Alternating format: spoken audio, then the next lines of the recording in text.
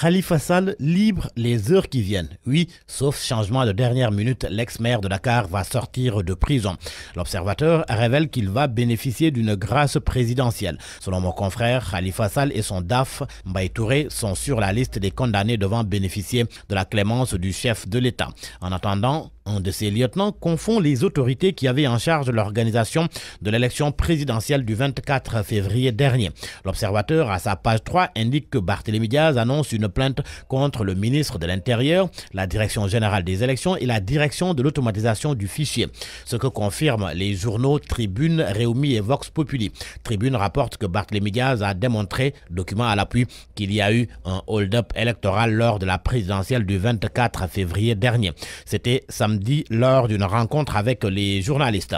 Vox Populi fait savoir que lors de la conférence de presse, le maire de Mermoz Sacré-Cœur a étalé ses preuves sur la fraude et a réclamé une CENI à la place de la Sénat. Vox Populi rapporte aussi que Barthélémy Diaz a décidé d'envoyer tous les documents en sa possession à l'Union des magistrats sénégalais, au Forum civil, à Amnesty International et à toutes les structures qui ont en charge la défense des droits de l'homme. Et concernant la prestation de serment de Macky Sall demain, Barthélémy Diaz soutient que la cérémonie ne reposera sur aucune légitimité électorale. En tous les cas, l'Obs nous apprend que tout est fin prêt au centre des expositions à Diamniadio. Et vous savez quoi? Le quotidien fait état d'une vingtaine de chefs d'État qui vont assister à l'investiture du président Sall.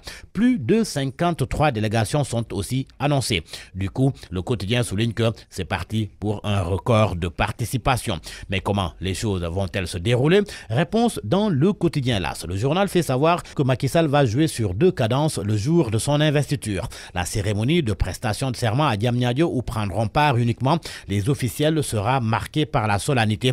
Le cachet populaire à Dakar, aux alentours du palais, où le président sera accueilli par les militants de la capitale. Après l'investiture, cap sur la fête de l'indépendance. Et en prélude au 4 avril, le haut commandant de la gendarmerie nationale se livre dans Le Témoin.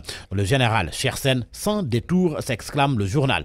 Interview à lire aux pages 6 et 7 du quotidien Le Témoin. Entre autres sujets abordés, la préparation de la fête du 4 avril, la montée en puissance sur le plan équipement et logistique, le bilan sécuritaire 2018, les menaces terroristes.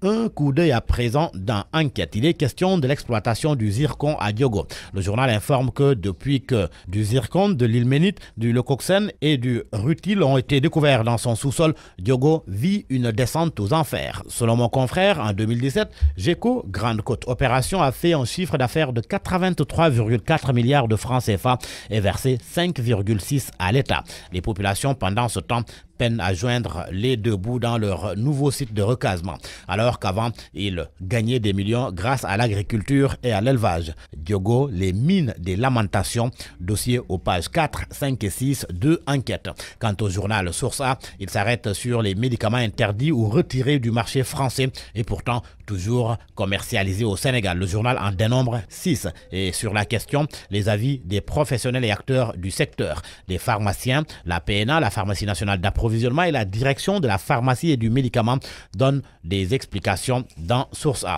Sport, pour terminer à la une de Record, Issa Diop rejette encore les Lions du Sénégal. Pour lui, c'est la France ou rien. En lutte face au bord de l'implosion. C'est le titre qui barre la une de Sunulamb. Le journal annonce deux mauvaises nouvelles pour l'écurie. La démission de Tafa Gueye et l'exclusion de Papa Sow. À vos kiosques et bonne lecture.